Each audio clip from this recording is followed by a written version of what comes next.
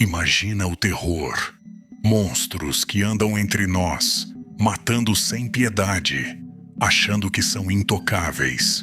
Mas um erro bobo, uma testemunha esperta ou uma prova esquecida, e bum, as grades se fecham para sempre. Hoje, eu trouxe os 8 maiores assassinos em série da história e como foram capturados de formas que vão te deixar de queixo caído. De charmosos a palhaços, prepare o estômago. Isso é real, pesado e viciante. Se você ama mistérios sombrios, dá like agora. Ativa o sininho para não perder os próximos casos chocantes. E bora nessa viagem pelo inferno da mente humana. Começa com o galã que enganou o mundo. Número 8. Ted Bundy, o assassino charmoso que aterrorizou os anos 70, matando pelo menos 30 mulheres no cemitério Moscow. Ele era bonito, educado, fingia ser policial para atrair vítimas inocentes em estacionamentos escuros ou festas. Imagina, um sorriso perfeito, conversa fluida e de repente o pesadelo. Como esse demônio foi pego? Em 1975, na Utah, um farol apagado num carro suspeito chamou a atenção de um patrulheiro de rotina. Dentro, ferramentas para sequestro, máscaras de esqui e algemas. Bundy negou tudo, mas fugiu 2 vezes da prisão, como num filme de ação ruim. Em 1978, na Flórida, uma mordida deixada numa vítima levou ao DNA pioneiro. A ciência falou mais alto que o charme. Condenado à cadeira elétrica em 1989, ele confessou tudo na véspera da morte. Eu mereço isso. Fui um monstro. De galã de novela, a legião de horrores. Um farol apagado mudou tudo. Já imaginou se fosse você parando um carro assim? Comenta aí, se Bundy usava o sorriso para matar. O próximo era literal palhaço. Transição rápida pro terror de Chicago, onde o riso virava grito. Número 7. John Wayne Gacy, o palhaço assassino que chocou o mundo nos anos 70, matando 33 jovens em Illinois. De dia, empreiteiro respeitado, pai de família. De noite, convidava garotos para festas e os torturava no porão com truques de mágica macabra. Ele se vestia de Pogo, o palhaço, para animar eventos infantis. Ironia cruel, né? A captura veio em 1978, quando um vizinho reclamou de um cheiro podre insuportável, vindo da casa dele, como carne estragada no calor do verão. A polícia, achando ser esgoto, pediu para revistar e achou 26 corpos enterrados no piso de concreto, mais 4 jogados no rio Des Plaines. Gacy tentou culpar personalidades múltiplas no julgamento, mas as provas gritavam: fotos polares, roupas de vítimas, execução por injeção letal em 1994, depois de anos na cela da morte. O que eu fiz foi horrível, mas não me lembro, mentiu ele. De animador de festas a pesadelo dos subúrbios, um cheiro ruim derrubou o império do terror. Qual o erro mais bobo que você acha que pegaria um assassino? Solta nos comentários. Do palhaço pro canibal. Segura aí, porque o próximo vai te dar nojo eterno, com uma geladeira que virou museu do horror. Número 6. Jeffrey Dahmer, o canibal de Milwaukee, que matou e comeu 17 homens nos anos 80 e 90, em Wisconsin. Ele era quieto, solitário, atraía vítimas pro apartamento com promessas de bebida ou modelagem, depois drogava, desmembrava e guardava partes na geladeira como troféus. Vizinhos reclamavam de cheiros estranhos, mas achavam ser carne estragada. A queda veio em 1991, quando uma vítima, Tracy Edwards, escapou algemado e gritou por socorro. Polícia chegou. Dahmer tentou explicar o cara asiático como namorado modelo, mas abriram a porta e viram um corpo decapitado no chão, ácido corroendo ossos no banheiro. As evidências: centenas de fotos polares de vítimas em poses macabras, ferramentas cirúrgicas e um altar pagão improvisado. Condenado à perpétua, foi assassinado na prisão em 1994 por um companheiro de cela vingador. Eu criei monstros na minha mente e os alimentei, confessou no interrogatório. De vizinho comum a canibal exposto, uma algema solta salvou uma vida e acabou com 17 horrores. Já sentiu um cheiro estranho no vizinho? Me conta, mas não investigue sozinho. Agora, um caso que nunca fechou de verdade. Transição pro enigma que ainda assombra São Francisco, com cartas que zombam da morte. Número 5. O assassino do Zodíaco.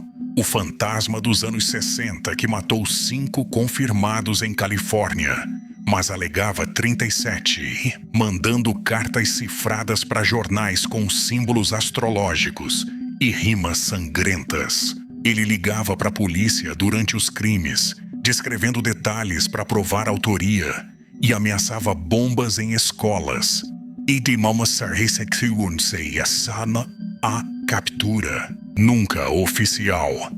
Parou os ataques em 1969, mas em 2021, um livro e DNA parcial apontaram para Gary Post, um pintor morto em 2018, com cicatrizes batendo com desenhos das cartas. Mas o FBI negou 100% e o caso segue aberto. Isso é o inferno que eu criei, escreveu ele numa carta. De provocador midiático a lenda sem fim, o Zodíaco ganhou por nunca perder. Qual serial killer não pego te intriga mais? Debate nos comentários. Do enigma californiano pro terror vitoriano de Londres. Volta no tempo pro nevoeiro, onde um nome ecoa há 130 anos. Número 4. Jack, o Estripador. O enigma sombrio de Whitechapel, em 1888, que deixou um rastro de medo com ataques misteriosos a 5 mulheres. Ele provocava a polícia com cartas assinadas From Hell, cheias de rimas enigmáticas e pistas falsas que zombavam da investigação. Autoridades vasculharam mais de 200 suspeitos, mas a captura oficial nunca chegou. Os incidentes pararam após a última vítima, Mary Kelly. Anos depois, em 2014, análises de DNA em um item da cena apontaram para Aaron Kosminski, um barbeiro local com um histórico instável, mas os resultados foram questionados por especialistas. Vamos nessa caçada sombria, rimava ele nas cartas.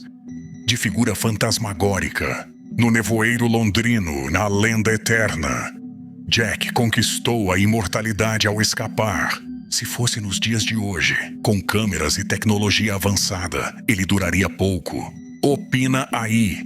Número 3. Pedro Lopes, o monstro dos Andes, que abalou a América do Sul nos anos 70, ligado a mais de 300 desaparecimentos de meninas na Colômbia, Peru e Equador.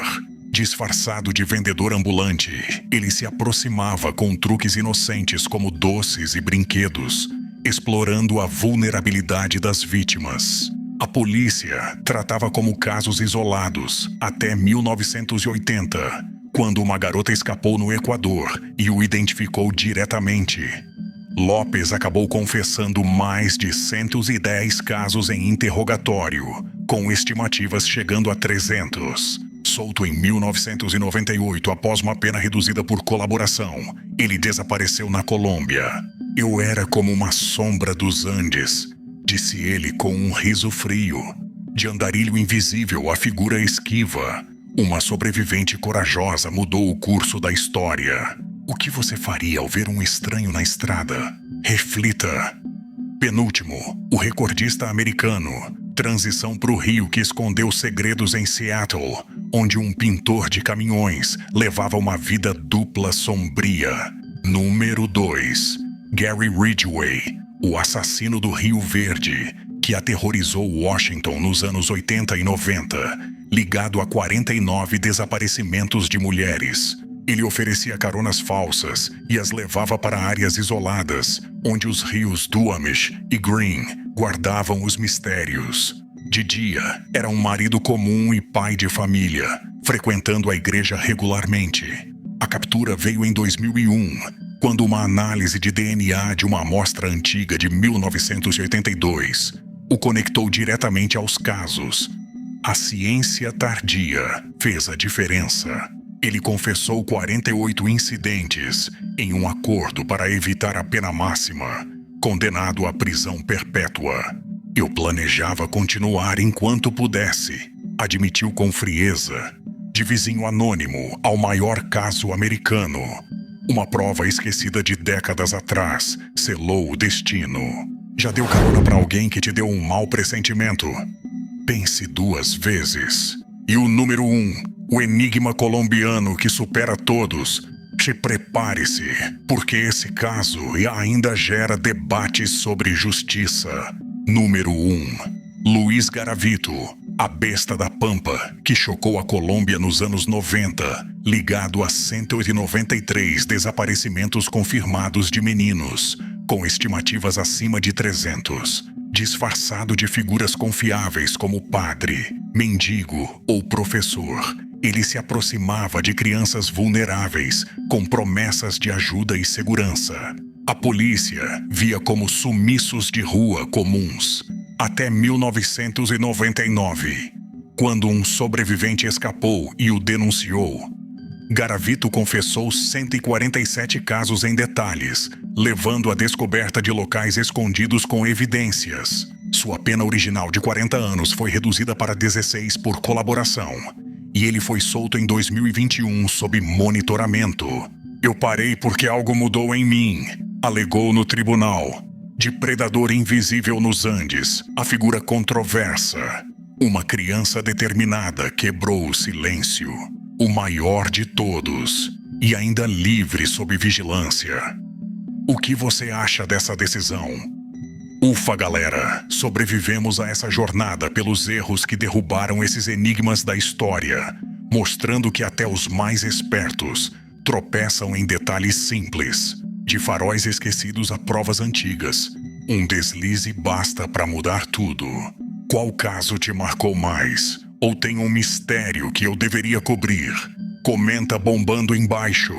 Marca um amigo fã de True Crime pra gente debater. E vamos fazer isso viralizar. Se curtiu esse mergulho no desconhecido, esmaga o like. Se inscreve no canal para mais relatos que grudam na memória. E ativa o sininho para ser o primeiro nos próximos arrepios. Compartilha agora. Quem sabe não inspira uma série exclusiva? Fica ligado e boa noite, com as luzes acesas. Tchau e fique atento aos detalhes ao seu redor.